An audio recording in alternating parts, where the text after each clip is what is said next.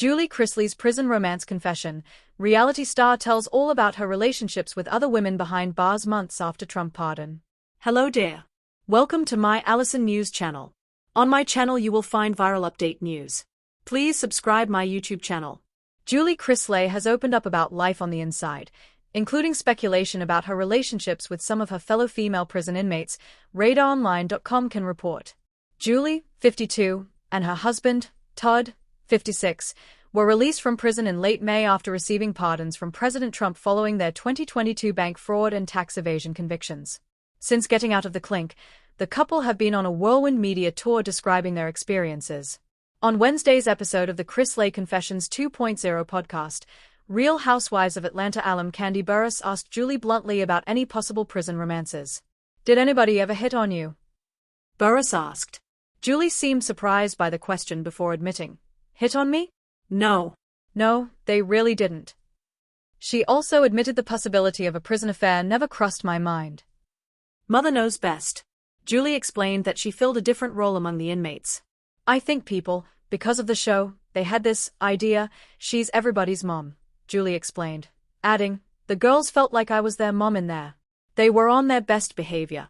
Everybody was sweet to me." The former reality star spent her prison term at FMC Lexington in Kentucky after pleading guilty to tax evasion and bank and wire fraud alongside her husband, Todd Chrisley.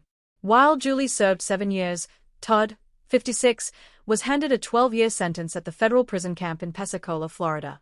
The couple reunited in May 2025 after receiving pardons from Trump. Julie wasn't the only one asked about same-sex affairs. This time, Todd dropped by Burruss speak on that podcast, where he used a post-prison interview to blast rumors that he had a gay affair with former business associate Mark Braddock. Braddock made the affair claims while testifying against Todd in his 2022 trial for bank fraud, wire fraud, and tax evasion.